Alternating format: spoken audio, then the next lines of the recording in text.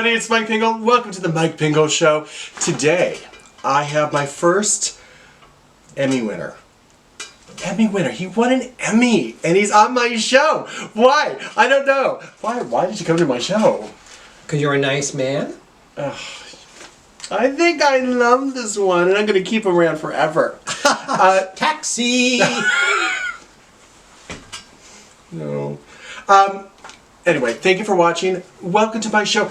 This is the wonderful, extraordinary Geoffrey Mark. Thank you. He needed to look at the paper to get my name, but I am extraordinary. They all know that I screw people's name up so bad. I am very happy to be with all of you and with you, Mike. It's a pleasure. I like your last name is Mark because I can't screw that up, can I? I can't. You'd be amazed what I've gotten. Geoffrey is spelled Geoffrey. My very first nightclub act where I sang a whole act was at the original Duplex in Manhattan, Greenwich Village. Wow. And they gave me this long, we've had Joan Rivers and Woody Allen and Joanne Worley and Dick Cavett, and we have found a young man that we think is going to be a star of that kind of status. Here he is, Geoffrey Mark. And I came out and I said, you know, I could almost understand the Godfrey, but Mark? Mark, yeah. So I had 5 minutes about my name right up front. It gave me a platform, but I was 17. You know, it's like, really, give me a break here. Sounds like I work there. I screw people's names up all the time. Geoffrey, Mark. It's easy. It's easy, especially when you're a best-selling novelist, author. His books include The Lucy Book. The Lucy Book. Ethel Merman, the biggest star on Broadway. Is there a bigger star on Broadway than Ethel Merman? I mean, come on No, now. no. My favorite is the Family Affair Cookbook. That came about as a favor to Kathy Garver. Who's a wonderful person, by the way. Kathy and I are friends, and she came to me with this idea, and she needed a few nuts and bolts tightened up. Well, she brought me an unassembled car, and I had to put it together happily so, and it's a lot of fun. It's a lot of fun, because I am a cook myself. I have wonderful recipes, and we took the idea of, let's present the 1960s recipes. All those wonderful things like Welsh rarebit and clams casino that you don't get in restaurants anymore. So we have recipes for those things. Everything is sort of, anytime food is mentioned in the show Family Affair, on any episode, we have a story about it and a recipe. Nice. And then my recipes, my own home family recipes. So you want good chicken soup and chopped liver, you know where to get them in the Family Affair So that's your favorite recipe in the book? Chopped liver is my favorite almost anything. I make the best, my grandmother said, I make the best chopped liver she's ever had. Aww. Well, it's her mother-in-law's recipe, so it's my great-grandmother's recipe. But we're here to sell Ella Fitzgerald, not chopped liver. That's my first question. Let me tell me a little bit about this fabulous, amazing book. Tell you a little bit about it. It's so thick. Oh, size doesn't always matter, but in this case, I'm happy to brag, it's very large. It does. It's over 450 pages, there's over 250 photographs in it. And it is the one-stop shopping center, because I talk about every song she recorded, every album, things that were never even released, every concert all over the world. But then I talk about the woman. Who was she? How did she go from being Ella Jane Fitzgerald, unmarried parents, everything one had to go through in the 1930s as an African American, a mother who had a Portuguese lover, so there was interracial stuff in her own home, and being, as her own son says, being a woman in a fairly new industry. People don't realize recording industry was only about 10 years old when she got into it. And being a woman in a completely male-dominated industry and coming out on top of all of that. Yeah. And folks, I wish the story wasn't, but it is a story of incredible misogyny against women, incredible racism, torture, rape, abandonment, things that I think would have stopped a lesser person you cut your wrist open, or you tie her to your recliner and say, "Life, you done me wrong," and blame life and be unhappy. Instead, she said, "No, God gave me stuff.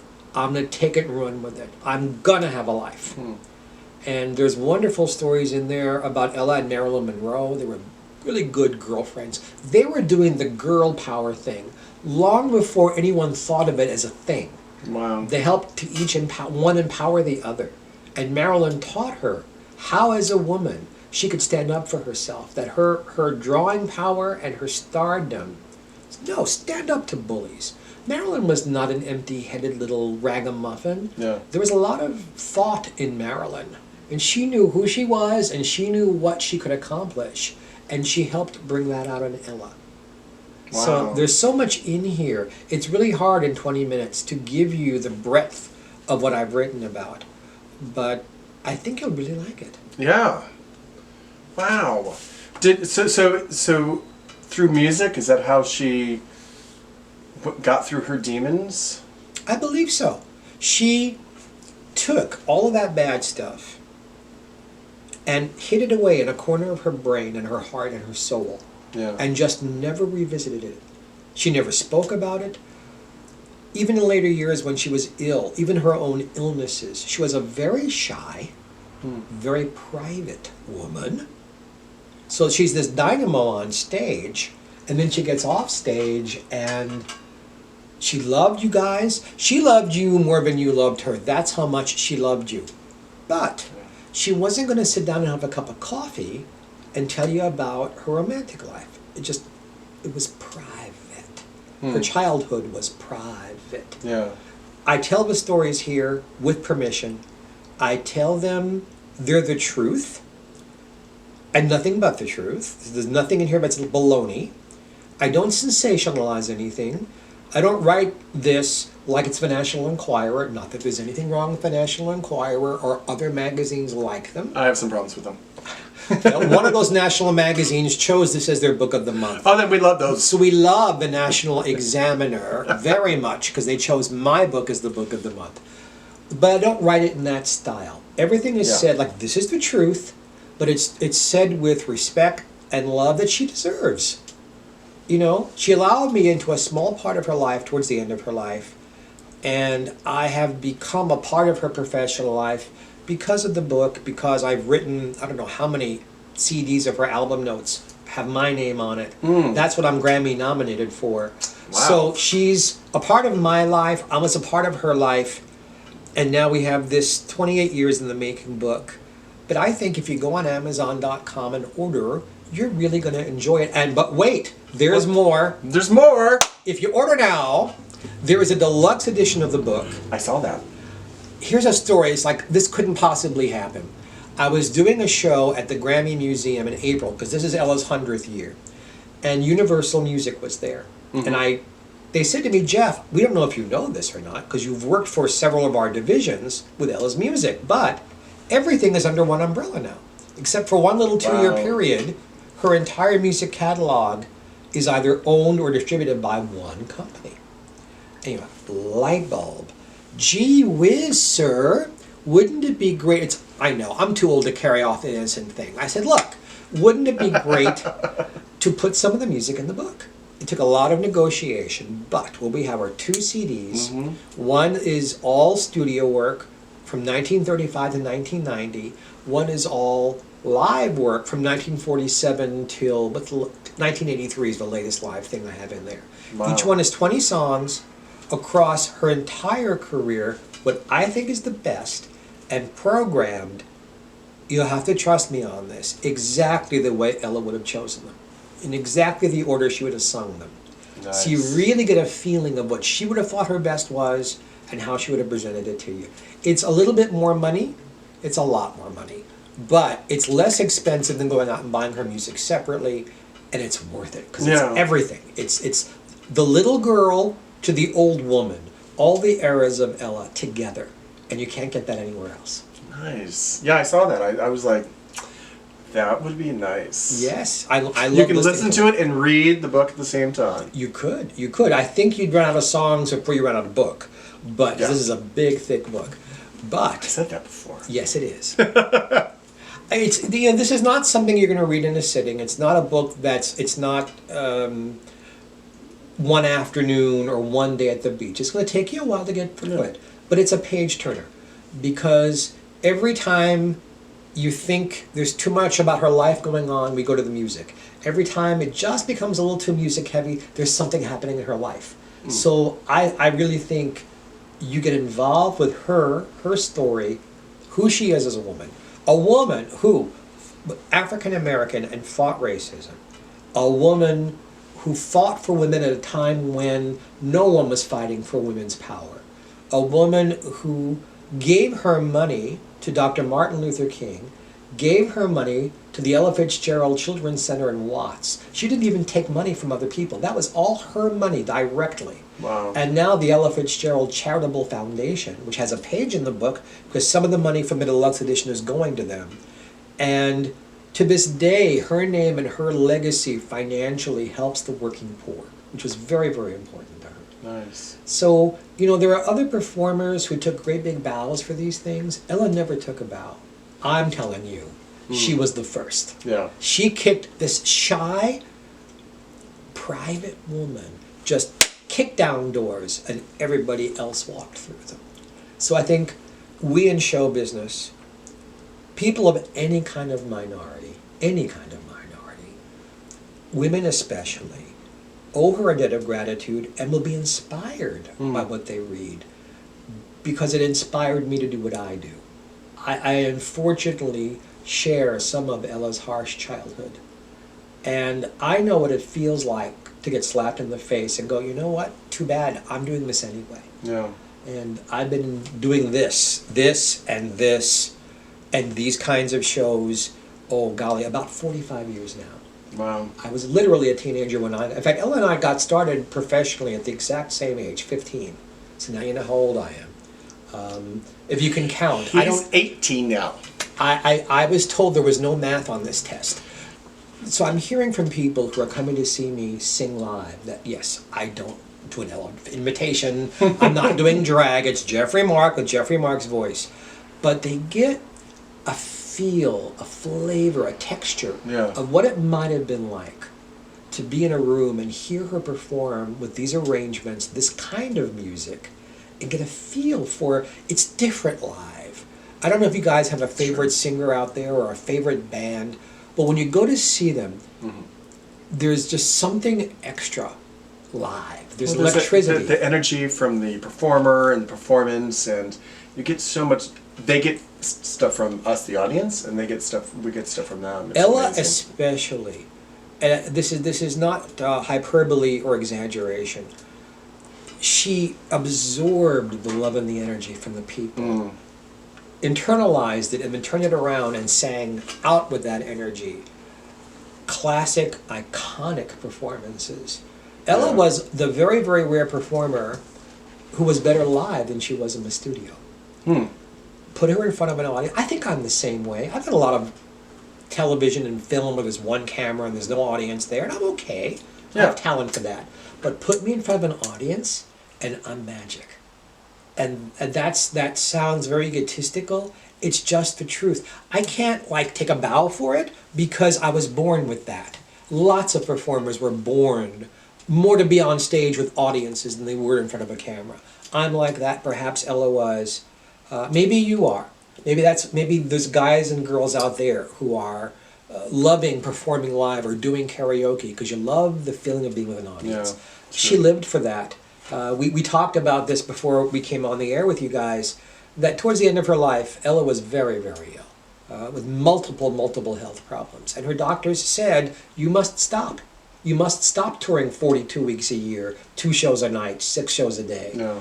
And her answer was, I could die on my toilet, I'd rather die on stage. Yeah. And you know what? I feel the same way.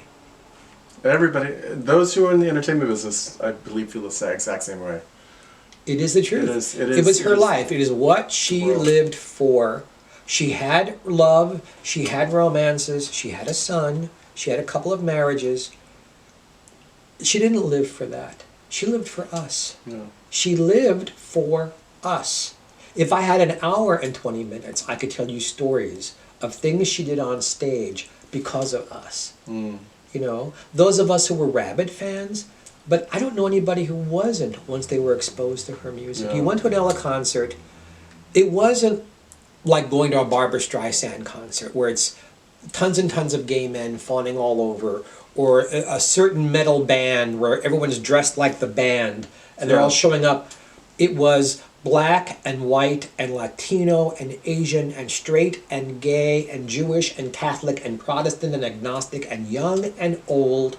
It was, she's across the board. There's no one set, oh, those are Ella's fans. No, we are Ella's fans. And she loved that. It was inclusive. She was inclusive. Yeah. There's so many reasons why she's an icon. It's not just her voice, and yet her voice is completely unimitatable. Nobody can do her. No one can do an impression of her. Marilyn Michaels, the wonderful impressionist, she said, I can do Carol Channing, I can do Ethel Merman, I can't do Ella. Nobody could. Well, I have a couple questions. What is your favorite Ella song? My favorite Ella song is a song that it's not one of her famous ones, so it's not a Tisket a Tasket, it's not those things. Ella recorded live in Montreux, Switzerland in 1977, a song written by a friend of mine. The friend is Paul Williams. Okay. And the song, nobody's heard of it. It's called Ordinary Fool, and only Ella and Karen Carpenter have recorded it. Wow. And I sing it in my shows because I think it's the best torch song of the last 25 years of the 20th century. And Ella heard it, and she saw the potential, and she began to sing it, and she sang it from 1977 on for the rest, like I think the last concert, she's still singing Ordinary Fool. So that's my favorite song of Ella's. It's not my favorite song in the world, but it's my favorite song of Ella's. Excellent. And when did you fall in love with her? Late. I don't know what's wrong with me. You know, slap me around. I don't know what's wrong with me. Certainly I'm a historian of show business, and I have been since my eyes were open. I've known since I was 2 years old this was for me. But somehow Ella eluded me until 1977. So it's still quite a while ago. But I was already almost 20 before I saw her. And she was on, Dinah Shore had an afternoon talk show called Dinah Exclamation Point. And she had a show about the First Ladies. And Lucille Ball was on it as the First Lady of Television. And Beverly Sills was on as the First Lady of Opera. And Elizabeth Taylor was on as the First Lady of Movies. Wow. And Ella was on as the First Lady of Song. And I sat there with a friend of mine, and I watched Ella sing Ordinary Fool and another Duke Ellington song. And I just, who is she? I must know everything about her now. And thank you, Dinah, for introducing me. And also, when I was working on this book, it's many, many years, Dinah was ill with cancer and couldn't be interviewed, but she arranged for me to view all of her shows with Ella for free. Oh, nice. Paid for them to all be screened for me so that I could write about them correctly and with respect. So thank you, Dinah, twice. Thank you, Dinah. For bringing me Ella and bringing Ella to me. Excellent. Now, where can everybody find you? Well, I live in Rancho Mirage, California. Not stalk you. I'm kidding. I'm single His and taking phone number applications. is... What? They didn't hear that. I'm single and taking applications. I love it. See, there's hope for everybody. At my age, if I still have hope, kids, there's hope for you out there too. The best place to find the book, to make sure you get it and that it gets shipped, is Amazon.com, the regular version and the deluxe version. And you can find me on Facebook at Geoffrey Mark. I've already spelled my name once, GeoffreyMark. It's right here in the book. We have links. And we'll have links, and you can find me and ask me questions. I'll be all over the country singing and doing book signings. So if you want something in person, you can find me. I will, and I'm serious about this. Those of you who want signed, autographed copies, if you contact me on Facebook, we'll make that happen, and we'll get them out to you. As long as you pay money. You got to pay money for them. Money. As long as you pay money, I will inscribe anything you like. We'll get this book to you one way or another. But it just came out last week, and it's already, like every place we go, it's selling out. So Amazon, probably the best place to get it.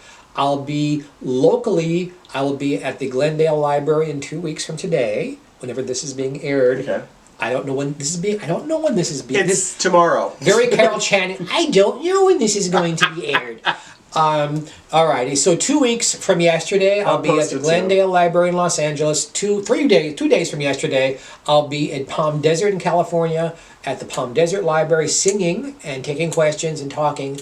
And then I'll be in New York at the Triad Theater right at the end of April. I'll be in Baltimore at Germano's nightclub.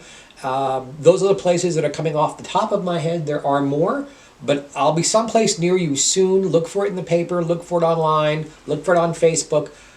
You won't. I tell you, I wouldn't lie to you. I can't promote something I don't believe in. I really believe in this book. I'm so proud of it. Amazing. No, Thank I've you. written some books, kids. I'd like to have them back. Not everything is wonderful. Everybody has a bum once in a while. This is the real thing. You will love it. And whoever is your favorite performer, there's a story about them because she worked with everybody. So if you love Marilyn Monroe, Marilyn's in here. If you like Frank Sinatra, it's in here. If you like David Crosby, it's in here. If you like Lucille Ball, it's in here. It's in here. Here. This is a slice of 20th century show business history. And I like to write about people who are the very, very best at what they do. I've written about Lucille Ball. I've written about Ethel Merman. Ella Fitzgerald. There's Ella Fitzgerald. And then there's everybody else. There's wonderful everybody else's, but everybody, she's the high water mark. And you've got that going for you. You can't go wrong. You can't go wrong. Thank you for coming. My pleasure. Thank you for being my guest of the show. My pleasure. My first Emmy winner. Thank you for watching the Mike Pingel Show. Please share this with everybody so they know the beauty of this book and everything about it. And thank you. Much obliged. Thank you.